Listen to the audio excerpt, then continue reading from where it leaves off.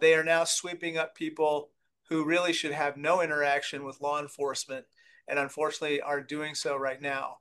ICE has increased its activity, and now President Trump has federalized Illinois National Guard troops over the objection of Governor Pritzker, as well as called up National Guard troops from Texas who have arrived in the Chicagoland area.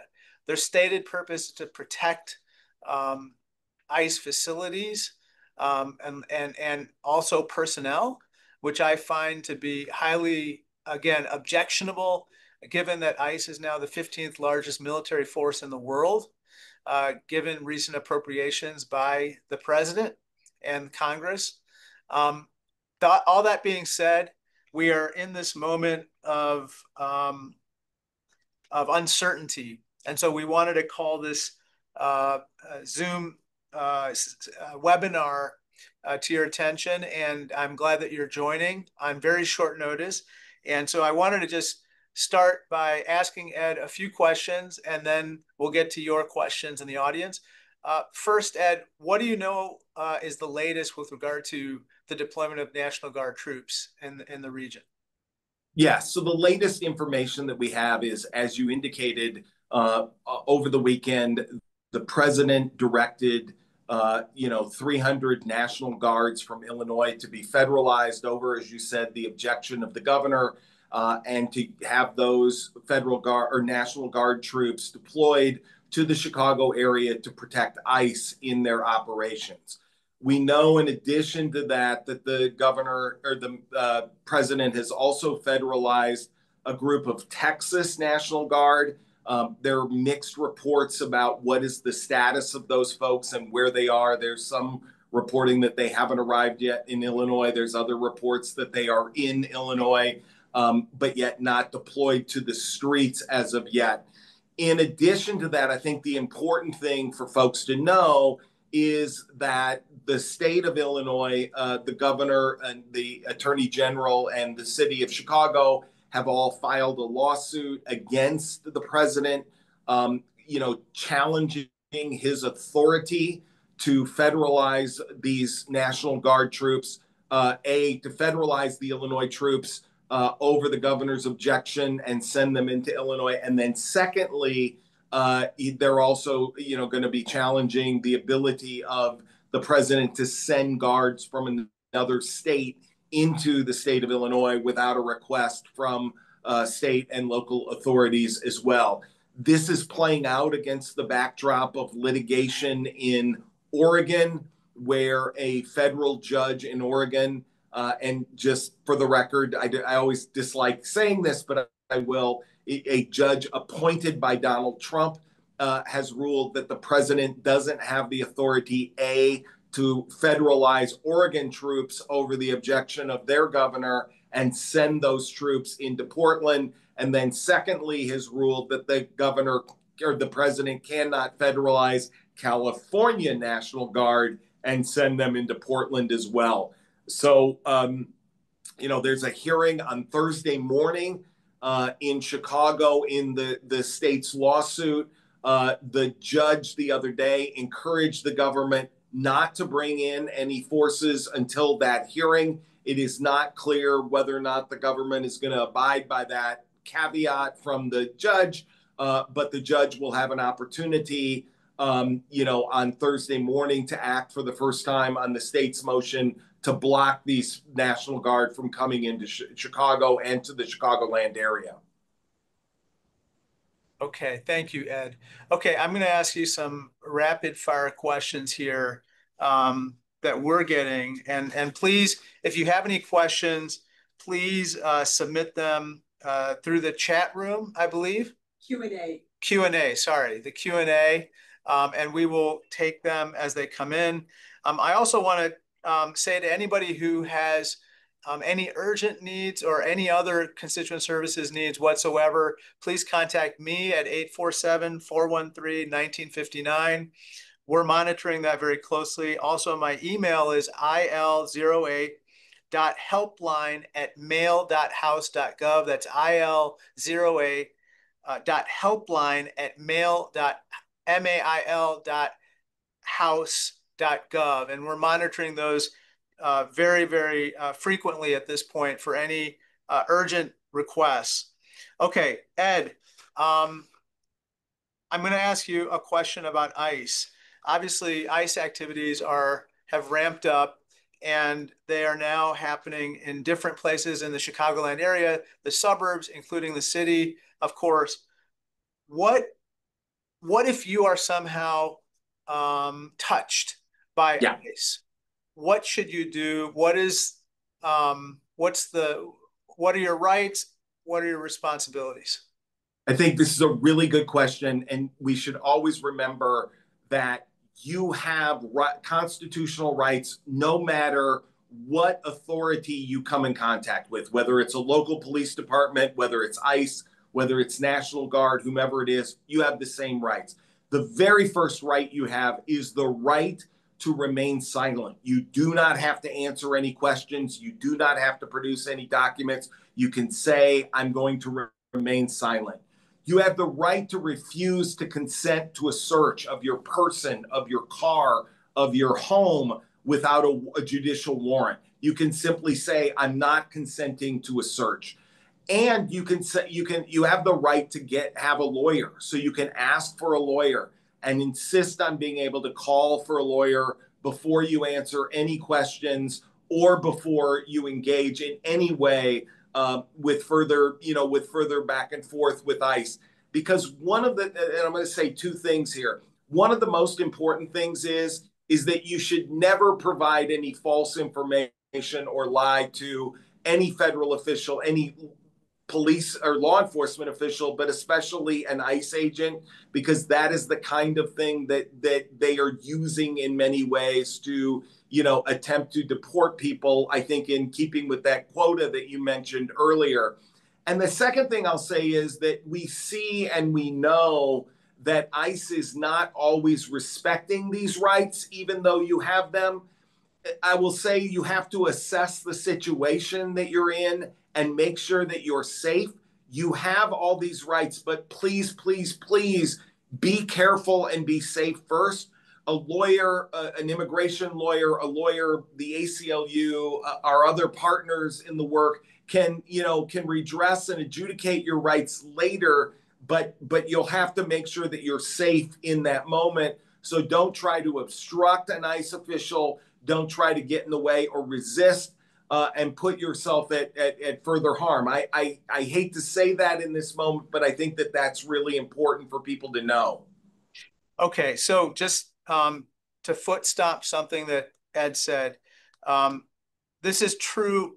What you said in terms of your rights are true regardless of your immigration status, correct? Correct. And then if you want an attorney, you can call me, and we will then make a referral. You can call Illinois Coalition for Immigrant and Refugee Rights Family Support Hotline. That's 1-855-HELP-MY-FAMILY. That's 1-855-HELP-MY-FAMILY for immediate legal and family assistance. Okay, Ed, what if you are not maybe the person that they are looking for, but you are standing you're a bystander or you're a witness? Are you allowed to record what you are seeing? And what if they ask you for your recording? I mean, can you talk to us a little bit about this? Absolutely. So number one, yes. In fact, I think as you've heard many people say, I think the more recording and oversight and accountability we can build into this process, the better. You have a First Amendment right to gather information about the way the government is acting. So you're able to record officers doing their duty in a public place. What you cannot do is record it in a way where you obstruct or inhibit them from being able to do that. So you want to stand at a safe distance. You can point the camera or camera phone at them and record the activity that you see. You can share that activity with others. You can share it on social media. You're free to do all that. If an ICE officer asks you not to record, one of the things that people often do is simply to take a few more steps back so they are not in the way. It's clear that they're not obstructing in any way.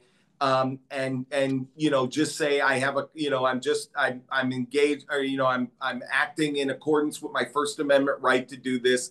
If they try to physically take your phone, I would say that you don't want to resist too much, but not necessarily hand it over. And then the second thing is that you want to be, if you are approached by an officer who says, I want you to stop doing that, you can simply say, am I being detained? Am I free to go? If they tell you you're free to leave, just depart the scene as quickly as you can and as safely as you can.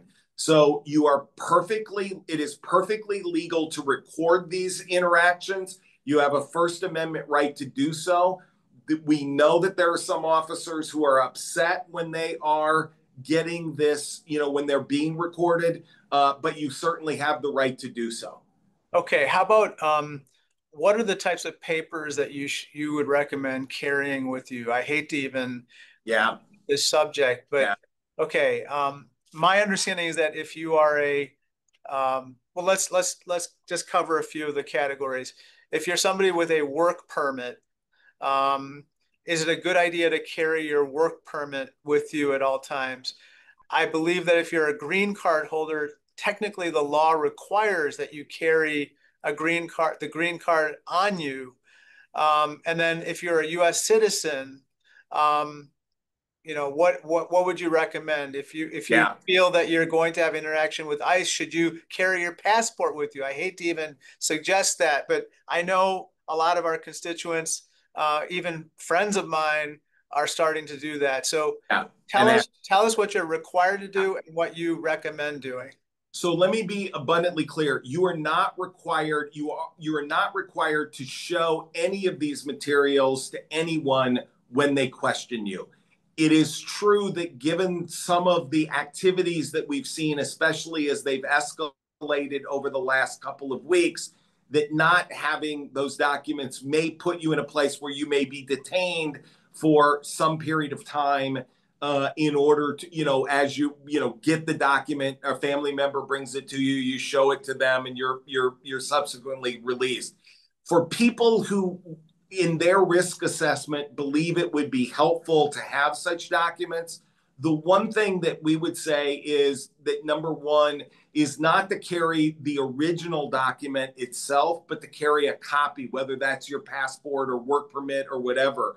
We heard a number of different stories in Los Angeles of people who were swept up in some of these raids, had some of these documents on them, showed them, somebody walked away with it, and they never got their documents back. So it's one of the reasons, if you're going to do this, and I want to underscore, you shouldn't have to, as you said, it's a shame we even have to have this part of the conversation, but is to have a copy of the document, and then have a loved one, friend, neighbor, somebody who knows where the original of these documents are in your home or office or car or wherever it is, so that you can produce that if you're forced to in those circumstances. And that But seems to, can I just jump in? yes. That the photocopy seems to be enough, at least for the ICE people that you have kind of heard about in this area at this it, point? it is the place when they're pulling people in. It is a document which they can use to then check your name, to check your status, and that often is Okay. then the thing that is able to help people. It's, again, I just want to underscore, it's a shame we have to have this conversation, but I think that's the best advice we can give. Okay. So I think the bottom line is maybe have some of these papers with you, but keep the original somewhere safe at home, maybe, but take the maybe the photocopy of it. Okay. Right. Next question, Ed.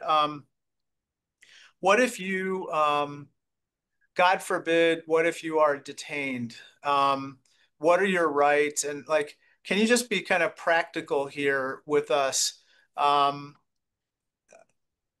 what are you seeing in your experience with regard to people who are detained? Where are they normally taken in the Chicago area? Is it Broadview only? And then what is the contact like with people on the outside? Like if somebody were detained and a family member was outside, they didn't know what to do. what would you suggest for both the person detained and the person on the outside? Right. So yes, everybody who's being detained in the Chicago area is being processed through Broadview.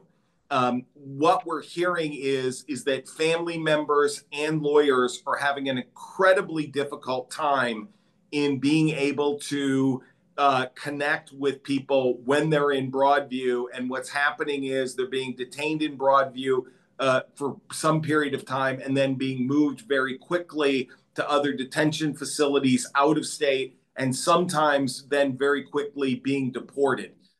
It is not it's not a good situation. What I would say is that there are lawyers and people on the ground who are there. If you're a family member, if you can go to Broadview and be able to talk, ask around in the crowd. There are lawyers and others who've been acting as sort of go-betweens to get, if there's someone inside, to be able to, get representation, to have somebody go in and visit with them if that's possible. Although, ICE has been making that very difficult during the last couple of weeks. And, we also, as you've all seen in the public, have seen that the conditions at Broadview, because it was never intended to be a detention facility, and now they're holding broad numbers of people for lengthy periods of time. It is clear that we're seeing a kind of ramping up of, a diminution of conditions there. So people are being held in less than optimal conditions as well. Got it. Okay, one last question, then I'm going to go to audience questions now. Okay, what if you are somebody who wants to peacefully protest, express your views? I know a lot of us are going to Broadview, but quite frankly, in the coming days, we might have National Guard, maybe even in the streets of Chicago. And so people may want to may end up going downtown and wanting to express their viewpoints there. Tell us what are rights and responsibilities Yeah. in Yeah. knowing what you know about Broadview, but also just generally if you were to go downtown or something like that. I think again, I want to start. Nothing that's happening has ended or curbed your right to protest or to speak out about opposition to this policy or any other policy, or frankly, if you're in favor of this policy. You are at your optimal protection in terms of your First Amendment rights when you are in a public place, in a sidewalk, in a park, in a public plaza somewhere. If where you cross over to, say, blocking a street, blocking a door, an entry or an exit way, whether it's to a federal building or candidly to an office building, that is the place where police can order you to disperse and move you along. And those things, we've seen happen in many ways. But I think people continue, as you know, to gather in Chicago, in Broadview, in other places across the community with some regularity. Again, it is at its your peak protection when you are in a park or on a sidewalk in a place where you can continue to move, continue to not block anything, and you're gathered with others in that space just for peaceful protest. That is not the kind of thing that should draw either the ire or a reaction from any federal official. Got it. Um, if I can just chime in for 1 second, I think like everything you're saying is absolutely correct. I would just say to everybody, um, don't be cowed into silence. You should be able to speak your mind. You should be able to express yourself. In any case, please do so peacefully. That is extremely important, especially now at a fraught moment where, in some ways, I fear that some of these ICE agents and others may want to provoke confrontation. And if that happens, then it could be used as a justification for harsher measures. We don't want that. And certainly at the end of the day, we don't want anyone to get hurt. So that's extremely important. So I hope everybody out there agrees with me on that point. Okay, Ed, what's the impact of everything that's happening right now, pretty much on DACA recipients, and should they take any special precautions as well? Thus far, DACA recipients have not been targeted by the administration. I think, if you are, my understanding is, and I'm not an immigration lawyer, but I just want to say my understanding is if you are a DACA recipient and you're due for renewal, you should go ahead and reapply for renewal. I would do that with the help of a lawyer or somebody like the Illinois Coalition for Immigrant and Refugee Rights or the National Immigrant Justice Center to be able to do that. But as of this moment, DACA recipients have not been impacted. Thank you. Can you get in trouble for sharing videos of ICE actions on social media? Have you heard of any reports of any somehow crackdowns on people who are sharing videos? I have not heard of any crackdowns on people sharing videos, and sharing a video on social media is, again, your First Amendment right. And if anybody attempts to come after you, that is exactly the kind of thing that we at the ACLU would want to hear about, because that would be a matter of concern, because there you're really punishing someone for their speech and for their activity. Next question. Is there any recourse for someone who's been falsely detained or wrongfully detained? In other words, let's say you're a U.S. citizen and ICE swept you up in a raid and, put you in Broadview, and then they figured out that you are a U.S. citizen and they released you. What is their recourse? I think that those are things that are those kinds of instances, there is a recourse for false detention. It's a legal recourse. It's very fact specific. I think talking with a lawyer about what's happened to you and that those are going to be the kinds of individual damages claims, that people are going to litigate. And I think we're going to see come out of the way in which, people have just been swept up by that. But I think what's really critically important there is making sure that you record every piece of information that you can about your story, where you were taken, what time, et cetera, and be able to preserve that to share with a lawyer in the future. Well, we're getting some really good questions, Ed, and troubling questions. Okay. Am I able to use self-defense to protect myself if ICE does not identify themselves? This is really a hard question. And let me just say it is a really hard question to answer, because the lack of identification creates just the kind of situation that the questioner asks about. Again, I'm going to defer to a little bit of the circumstances of this would be particularly important.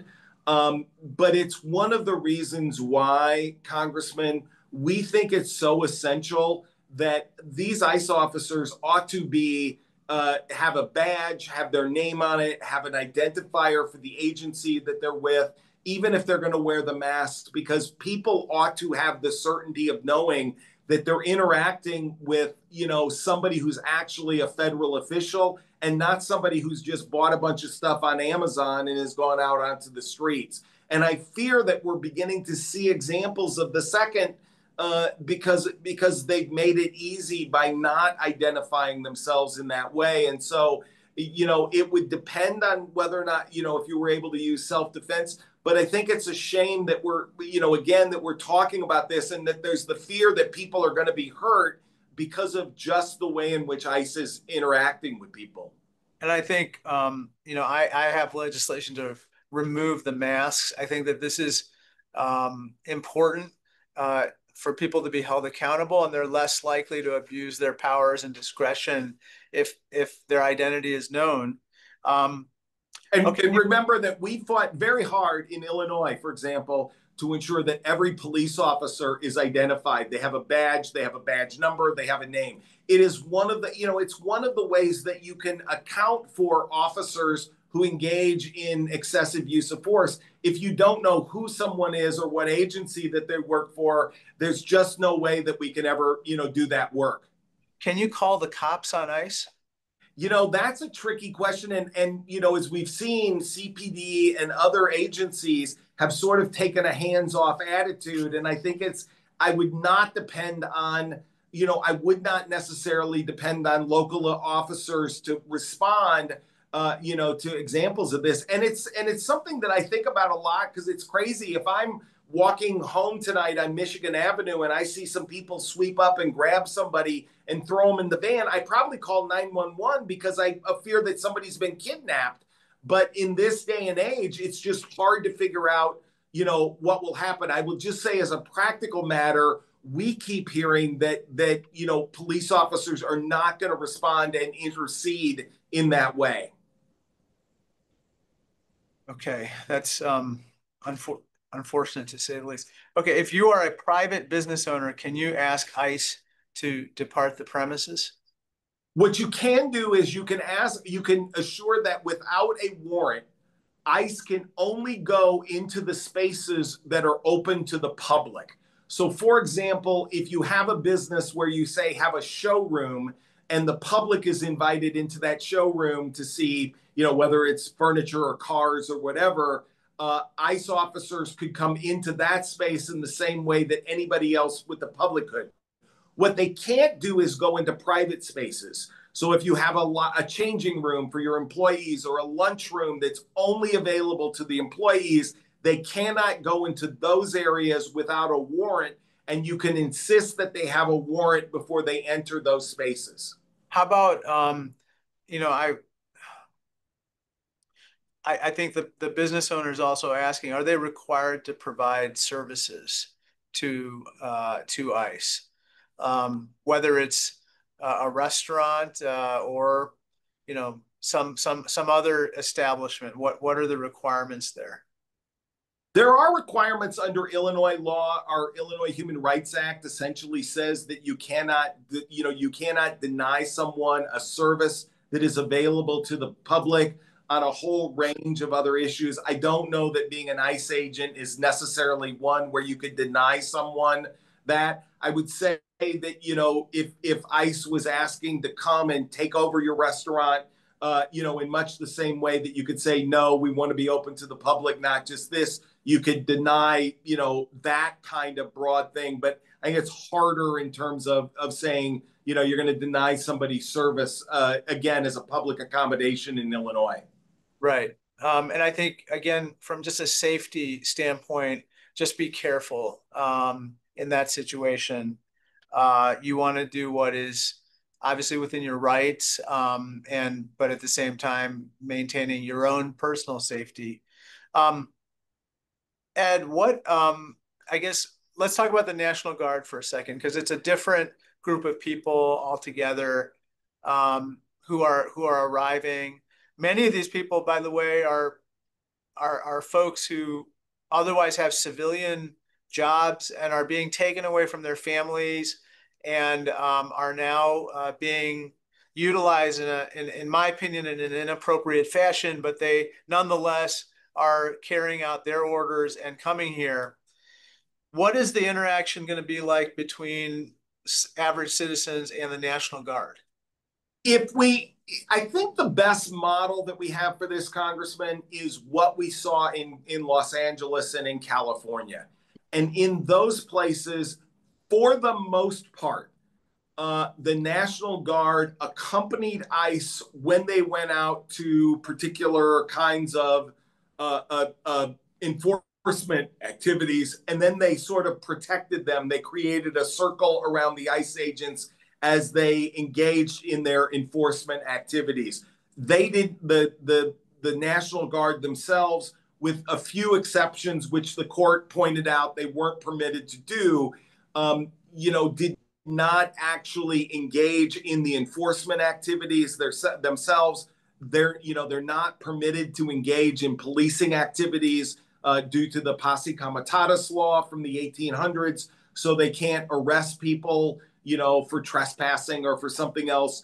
And so I think what we're likely to see, if California and LA was the model, was, ICE creating like the National Guard creating like a perimeter around activity that ICE is engaged in, and then the ICE officers themselves actually engaged in immigration enforcement. Got it. Um, oh, is ICE okay? Are ICE officers getting paid during the shutdown? I believe that they are not. I don't think any um, DHS employees are getting paid, just like active duty military isn't getting paid during the shutdown. But Ed, what is your I was going to defer to you on this one. yeah. I'm not. That's a question I don't know the answer to. So the reason why I'm hedging is because Donald Trump says that they're getting paid. I don't see how that could be possible. None of us are getting paid during the shutdown. And so I don't think that that is true. Um, and so that's my understanding. Okay. Here's a question. Okay. Can you speak about NSPM 7? Um, this is the latest, kind of one of the latest executive orders issued by Donald Trump. I'm sorry for the technicality. NSPM 7. NSPM 7 is not an executive order. It is essentially a national security priority memo that the president has signed and the White House has issued, in effect, where it directs all of the agencies of the federal government to use their investigatory authorities, both the law enforcement agencies and other civil agencies, to investigate what the president has identified as sources of political violence. These are, the president lists a series of, political, what he says are events of political violence, and then essentially assigns blame for all political violence to groups that he considers to be from the left or progressive groups, and charges his agencies with using the full power of the federal government to investigate what he calls networks of groups that are fomenting, this violence. He, for example, directs the Joint Terrorism Task Forces, which were the agencies that were created after 9/11 to ensure that there was communication and sharing of information at the federal, the state, and the local level, that he wants to use those entities in order to investigate, these, what he again calls networks of political violence. It is not clear, I think, in many ways, what full form this is going to take. I think it is clear.